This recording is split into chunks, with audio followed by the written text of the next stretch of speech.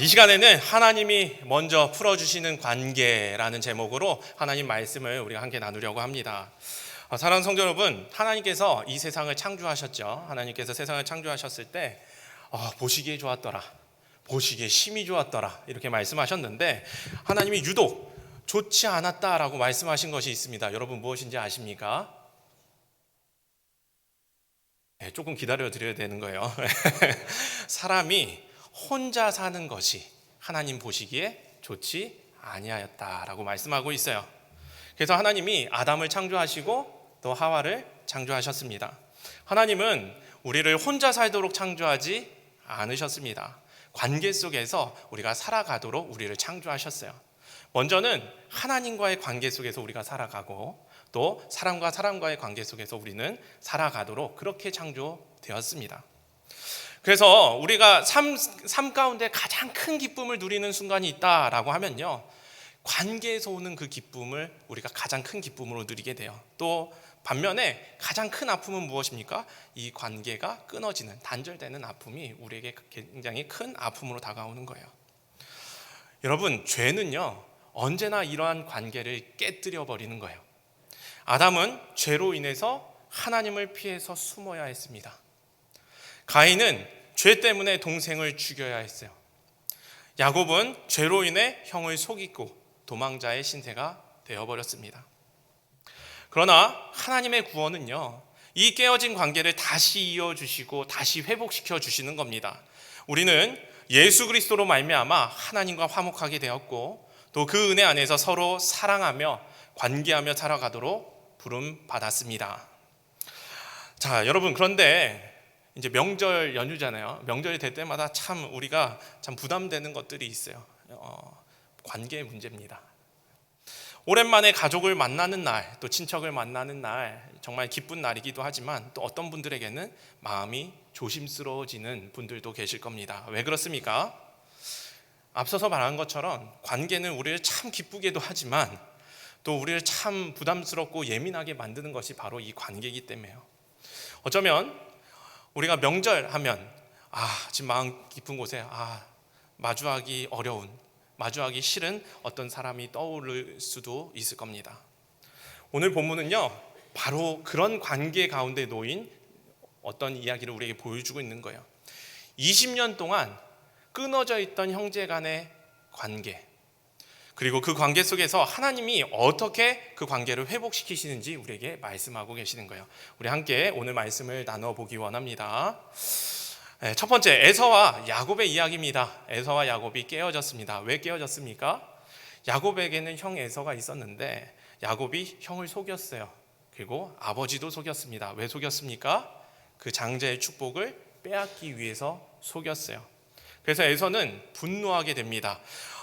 에서의 이 분노한 심정을 어떻게 표현하고 있나 봤더니 창세기 27장 41절 말씀에 이렇게 표현하고 있습니다. 우리 같이 한번 읽어보겠습니다. 시작. 그의 아버지가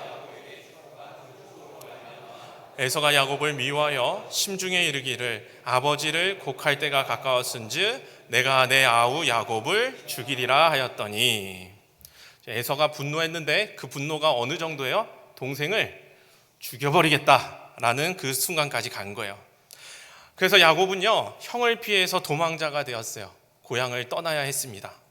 그렇게 형의 얼굴을 보지 못한 채 지금 무려 20년이라는 세월이 흘러간 것입니다. 여러분, 20년이 지났어요. 20년이 지났으면 이 상처가 아물어졌을까요? 아니면 20년 동안 더욱 이 상처가 더욱 단단하고 굳어졌을까요? 여러분에게 한번 대입해 보시기 바랍니다. 20년이 시간이 지났어요. 상처가 아물었을까요? 아니면 굳어졌을까요? 자, 31장 3절 말씀, 오늘 본문의 앞쪽의 말씀을 보면요, 하나님이 야곱에게 이렇게 명하십니다. 내 조상의 땅, 내 족속에게로 돌아가라. 야곱은 하나님의 말씀에 따라 고향으로 돌아가야 했어요.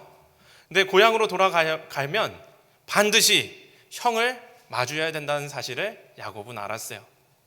그리고 32장에 보니까 곧 야곱에게 들려온 소식이 있었습니다. 32장 6절 말씀 보니까 사자들이 야곱에게 돌아와 이르되 우리가 주인의 형 에서에게 이른즉 그가 400명을 거느리고 주인을 만나려고 오더이다.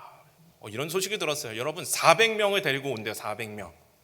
여러분 400명은 맞이의 숫자가 아니고 군대예요, 군대. 군대를 이끌고 온다라고 하는 거예요.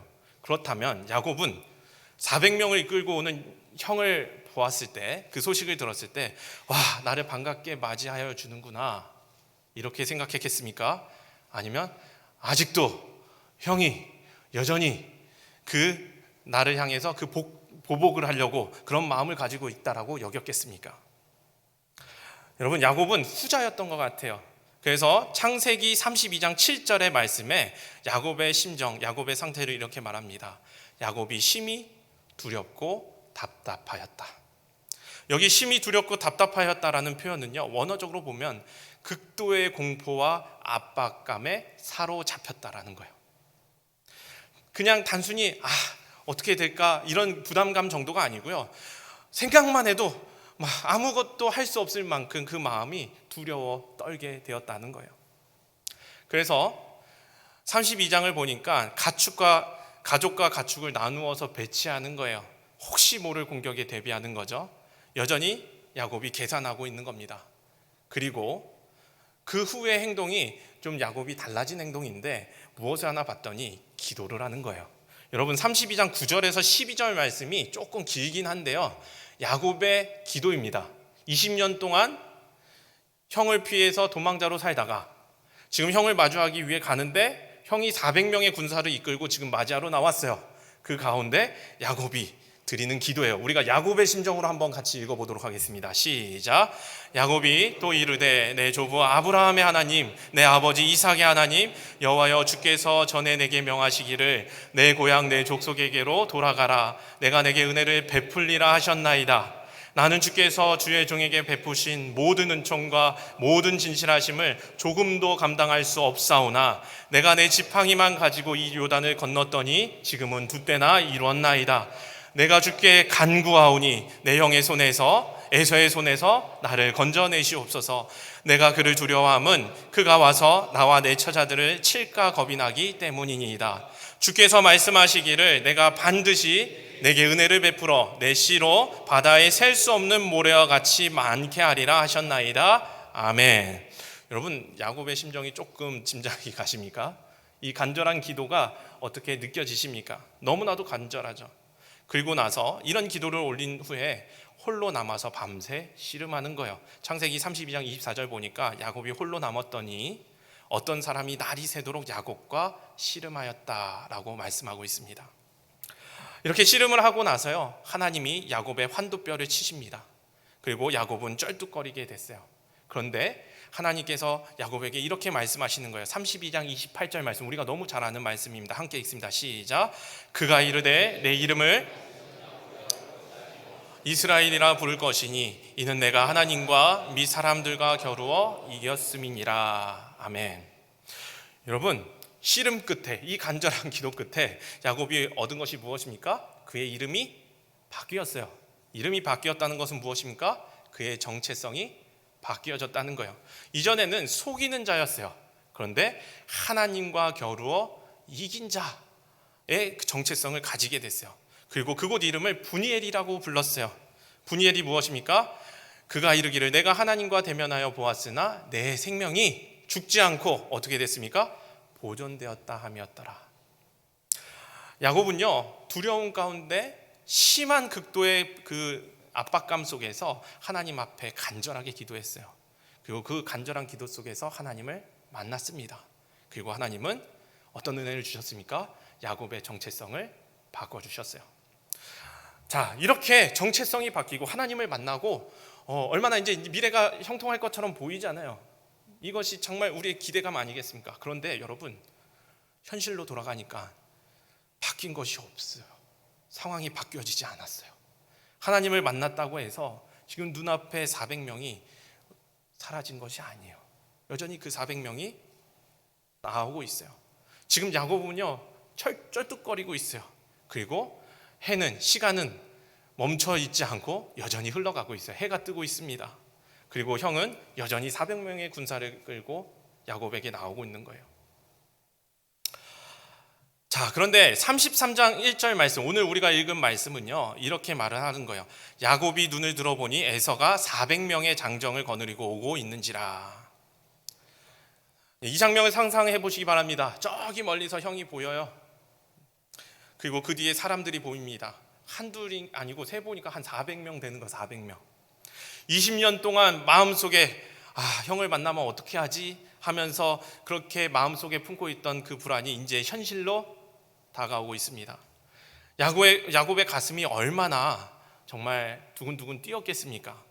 과거의 그 기억들이 한꺼번에 몰려왔을 거예요. 도망치던 그날 밤에 그것이 정말 생생하게 기억났을 거예요. 형의 분노, 죽여버리겠다 말하던 그 형의 그 분노가 그의 마음 가운데 떠올랐을 거예요. 두려움이 완전히 사라지지 않았습니다. 이 32장에서 심히 두렵고 답답하였다라고 표현했던 이 야곱의 심정이요, 하루아침에 다 회복되지 않았어요. 없어지지 않았어요. 그런데 달라진 것이 있습니다. 이전에는요, 두려움 가운데 야곱이 어떤 행동을 했나 봤더니 야곱이 도망쳤어요. 문제가 생기면 피해 갔습니다. 그 문제를 마주하지 않고 돌아섰어요. 그 문제에 대해서 책임을 지지 않았어요. 그런데 지금은 다른 거예요. 눈을 들어서 보는 거예요. 현실을 바라보는 겁니다. 신앙은요, 두려움이 사라지는 것이 아니에요. 신앙은요, 두려움 속에서 하나님을 의지하면서, 하나님을 의지하기 때문에 그 현실 앞에서 바로 보고 바로 서는 거예요. 하나님을 만난 사람은요, 두려움이 완전히 사라진 사람, 두려움을 극복한 사람이 아니에요. 두려움에 더 이상 사로잡히지 않는 사람인 거예요. 그러면 여러분, 하나님을 만난 사람은 무엇에 사로잡히겠습니까? 하나님의 은혜에 사로잡힌 사람인 줄 믿습니다. 성경은 우리에게 이렇게 말합니다. 눈을 들어 보아야 된다는 거예요. 야곱이 눈을 들었을 때 그 야곱의 상황은 여전히 약했어요. 절뚝거리고 있습니다. 그러나 무엇이 다릅니까? 그 자리에 하나님이 함께 계신다라는 그 믿음이 그 가운데 있었어요. 두려움 속에서도 눈을 드는 거, 여러분, 이것이 문제 해결의 시작이고, 그리고 우리의 믿음의 행동인 것입니다. 자, 야곱이요, 앞서서 말한 것처럼 두려움이 완전히 가시지는 않았어요. 그래서 오늘도 보니까 가족을 나누어서 배치해요. 자녀들과 아내들을 순서대로 앞에 딱 세웁니다. 두 여종과 자식들 앞에 두고, 레아와 자식들은 뒤에 두고, 라헬과 요셉은 제일 뒤에 줘요. 소중한 순서대로 제일 뒤에 이렇게 두고 있어요. 여러분, 이 배치 속에서 무엇이 드러나고 있어요? 여전히 야곱이 두려워하고 있구나. 혹시라도 형이 공격해 온다면 어떻게든 피해를 최소화해야겠다라는 그의 어떤 모습이 드러나죠. 가장 사랑했던 라헬과 요셉을 맨 뒤에 두는 모습을 봅니다. 그런데요, 여러분, 두려움은 사라지지 않았는데 이 두려움을 대하는 야곱의 태도가 변한 거예요. 성경은 이어서 말합니다. 3절 말씀이에요. 오늘 말씀 같이 읽어볼까요? 시작. 자기는 그들 앞에서 나아가되 몸을 7번 땅에 굽히며 그의 형 에서에게 가까이 가니. 아멘. 과거의 야곱은 어땠다고 했어요? 두려우면 도망쳤어요. 문제를 회피했어요. 그런데 지금 그 두려운 상황 속에서 어떻게 합니까? 뒤에 숨어 있지 않고 앞에 나아갔다라고 말해요. 에서에게 가까이 나아갔다라고 말을 하고 있어요. 자신이 먼저 형을 마주하는 자리로 나아갔다라고 합니다. 그러면서 뭐라고 말합니까? 그가 몸을 7번 땅에 굽히며 형에게 나아갔다. 7번 절했다는 거죠. 여러분, 7번은요 그냥 인사가 아니죠. 누가 이렇게 과한 인사를 합니까? 7번의 인사, 한 번으로 충분했을 인사, 그것을 이렇게 한 이유는 무엇입니까? 완전히 형 앞에 낮아진 모습으로 나아간 거예요. 과거에 형의 축복을 빼앗으려 했던 그 야곱의 마음은 어떤 마음입니까? 형 위에 서고 싶었어요. 장자의 자리를 빼앗고 그래서 축복을 가로챘습니다. 그러나 이제는 자기 스스로를 완전히 낮추는 거예요. 여러분, 이 모습이 여러분 어떻게 보이십니까? 비굴해 보이십니까? 아니, 어떻게든 살아보겠다고 야곱이 지금 발악을 하는 모습처럼 보이십니까? 그는 지금 형 앞에서 내가 과거 형 위에 서려 했던 그 자리를 이제 형 앞에 내려놓습니다 라고 하면서 몸으로 완전히 그 앞에 솔직하게 나타나고 있는 거예요. 이것이 약복강 이후에 야곱에게 나타난 변화인데요, 야곱은 속이고 빼앗고 두려우면 도망치던 사람이었는데 하나님을 만나고 나니까요, 이제 두려움이 엄습할 때 그 두려움 속에서 어떻게 합니까? 그 문제를 피하지 않고 그 문제 앞에 서는 야곱이 된 거예요. 문제를 직면하는 거예요. 자기가 만든 이 문제를 정면으로 마주하는 거예요. 왜 그렇습니까? 하나님을 만난 사람, 하나님의 은혜를 경험한 사람은요, 자기의 죄보다 더 크신 하나님의 사랑, 자기의 죄보다 더 크신 그 하나님의 은혜를 경험한 사람이에요. 이게 하나님을 만난 사람이에요. 그래서요, 야곱은 더 이상 자기 힘으로 자기를 증명할 필요가 없었어요.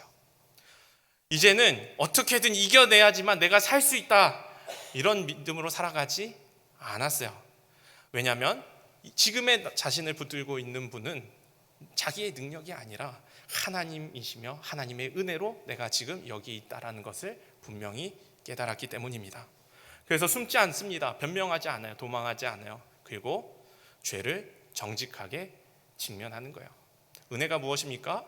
죄 앞에서, 자기의 죄 앞에서 도망치는 것이 아니고요, 자기의 지은 그 죄를 정직하게 직면하고 받아들일 수 있는 것, 그것이 은혜예요. 사랑하는 성도 여러분, 이렇게 낮아지는 것, 이렇게 완전히 굴복하는 것, 여러분, 이건 비굴함이 아니에요. 이건 패배가 아닌 것입니다.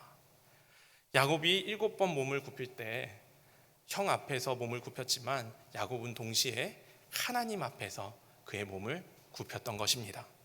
사람이 보기에는 그냥 사람 앞에 굴복한 것처럼 보이지만 하나님 앞에서, 하나님 앞에 온전히 자신을 맡겨드린 거예요. 그리고 가장 낮은 자리에 그가 있어야 할 곳에 자기의 믿음을 고백하며 나아간 것입니다. 그때, 여러분, 그때 하나님이 형의 마음을 움직이시는 겁니다.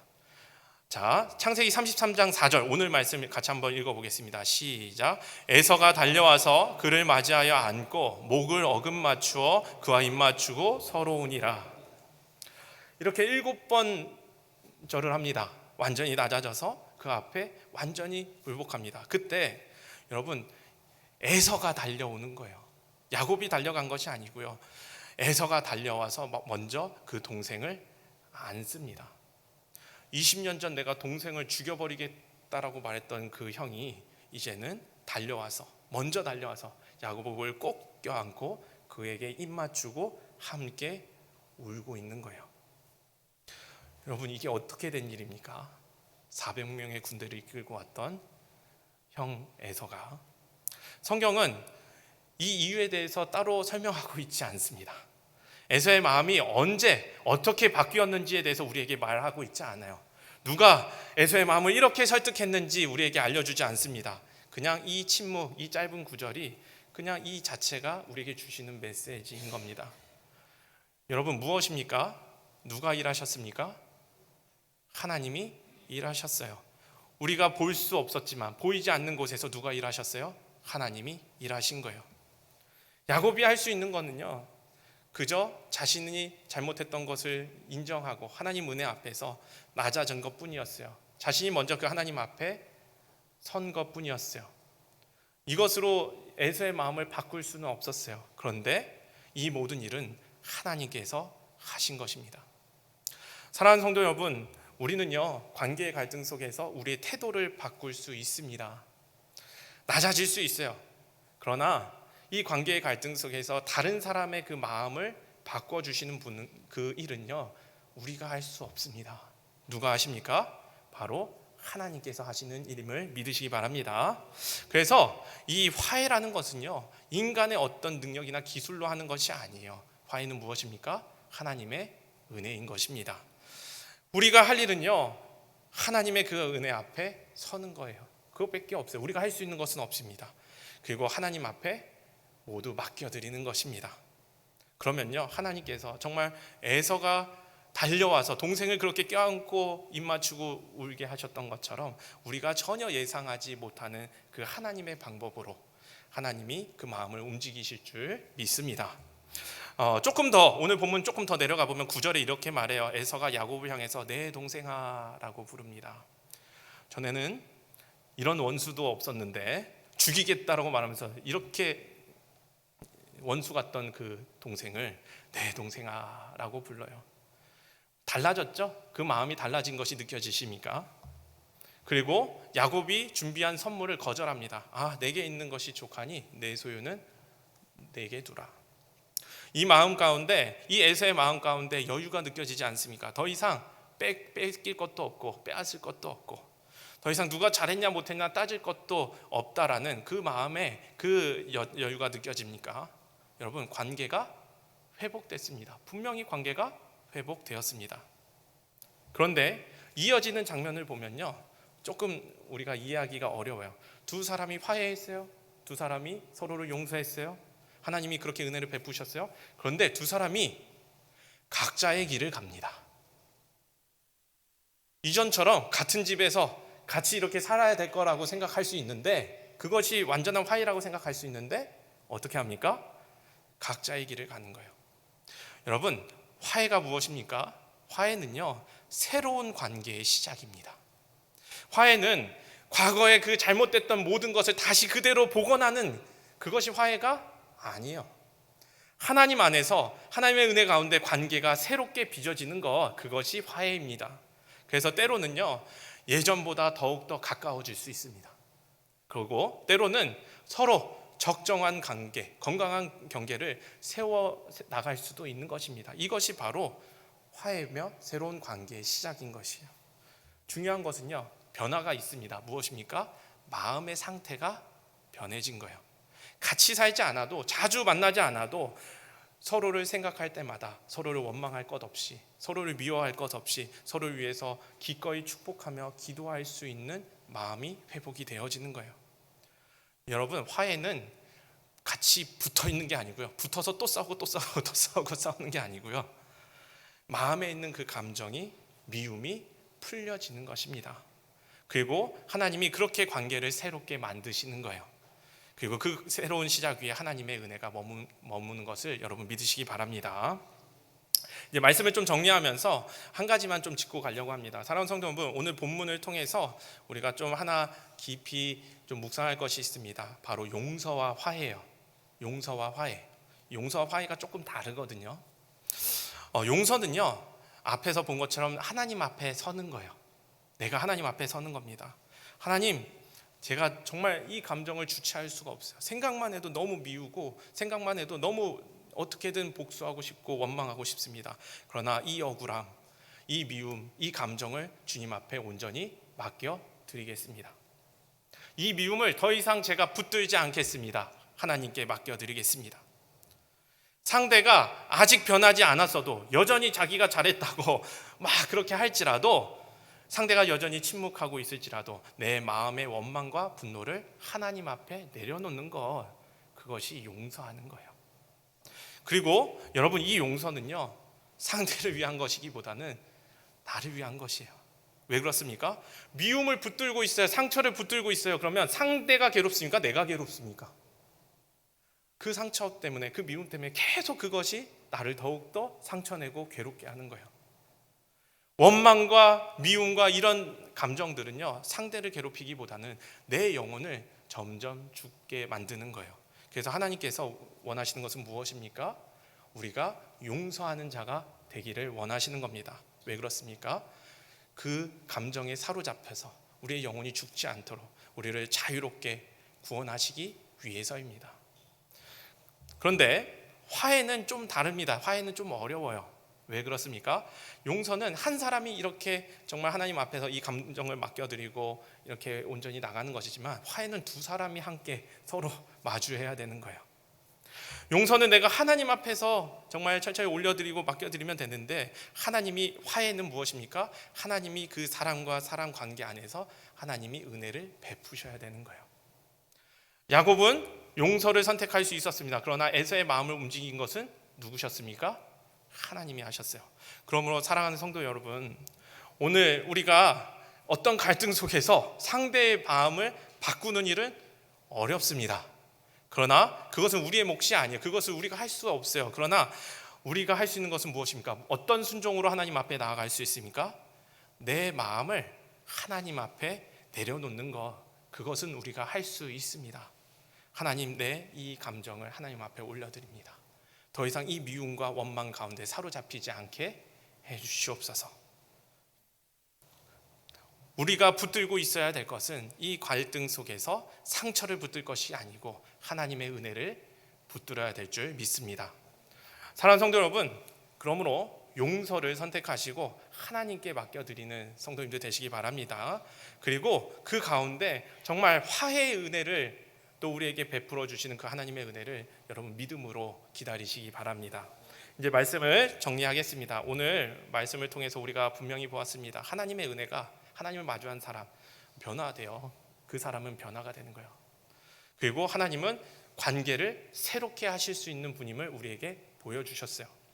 분이엘에서 하나님을 만났던 야곱, 여러분 이 야곱이 하나님의 은혜 가운데 새로운 정체성을 가지게 됐어요. 그래서 하나님 앞에 변화된 그는 형 앞에서 철저히 낮아질 수 있었어요. 그리고 하나님은 그 관계 속에서 화해를 이루어 주셨습니다. 이런 생각이 들 수 있어요. 왜 우리가 한 걸음을 내디뎌야 됩니까? 왜 내가 먼저 그렇게 용서해야 됩니까? 여러분, 용서는요, 누가 옳고 그르고 그것을 따지는 것이 아니에요. 상대가 먼저 사과했기 때문에 용서하는 것이 아니에요. 하나님이 우리를 먼저 그렇게 용서해 주셨습니다. 하나님이 먼저 우리를 그렇게 안아 주셨습니다. 우리는요, 먼저 하나님 앞에 그렇게 용서받은 사람들이기 때문입니다. 우리가 아직 죄인 되었을 때 하나님께서 먼저 우리에게 다가오셨어요. 우리에게 말씀하셨어요. 우리를 정죄하지 않으시고 우리를 외면하지 않으시고 십자가 사랑과 그 은혜로 우리를 안아주셨습니다. 여러분, 이 은혜를 받은 사람이요, 날마다 하나님 앞에 나아갔을 때 이 감정을 갖고 나아갔지만 이 하나님의 은혜를 묵상하고 이 하나님의 은혜가 지금 내 가운데, 하나님이 나를 사랑하신다, 하나님이 지금도 은혜 가운데 나와 함께 하신다, 이 묵상이 있는 사람에게는요, 이 미움을 붙들고 살 필요가 없는 것입니다. 그러므로 순종은 무엇입니까? 하나님 앞에 맡겨드리는 것, 그리고 우리는 은혜를 기억하면서 용서를 선택하는 일입니다. 사랑하는 성도 여러분, 미움은 내려놓고 하나님의 은혜를 붙들면서 늘 용서할 수 있는 성도님들 되시기를 축복합니다. 특별히 가정에서 또 이런 일이 많이 일어나죠. 우리 야곱처럼 교회 안에서, 그리고 우리의 일상 속 인과관계 속에서 우리는 하나님 앞에 부름받았어요. 어떻게 부름받았습니까? 화목하게 하는 자들로 부름받은 줄 믿습니다. 먼저 용서받은 사람으로서 세상 가운데 화해의 통로로 살아가시는 성도님들 되시기를 축복합니다. 그것이 우리의 믿음이며 또 그것이 우리의 사명인 줄 믿습니다. 먼저 안아주신, 먼저 품어주신 그 하나님의 은혜를 기억하시면서 정말 그 은혜 때문에 기꺼이 감사함으로 한 걸음 내디딜 수 있는 믿음의 사람들 되시기를 축복합니다. 우리 이 시간 말씀을 기억하며 함께 기도하기 원합니다. 주님, 우리가 먼저 용서받은 죄인임을 깨닫게 하시고 그 십자가로 우리를 안아주신 그 은혜를 우리가 날마다 묵상하며 그 사랑의 깊이를 더 알아가게 하여 주시옵소서. 우리의 마음 깊은 곳에 남아있는 그 미움의 감정이 있다면 하나님의 빛으로 비춰주시고 이 미움의 감정을 털어버리게 하시고 은혜를 붙들며 용서의 자리로 담대히 나아가게 하시고 화목하게 하는 사명을 감당하게 하여 주시옵소서. 갈등과 깨어진 관계 가운데 화해를 이루시는 그 주님의 일하심을 바라보게 하시고 모든 결과를 주님께 맡겨드리며 신뢰하는 믿음을 우리에게 허락하여 주시옵소서. 우리 함께 기도로 주님 앞에 나아가시겠습니다. 사랑과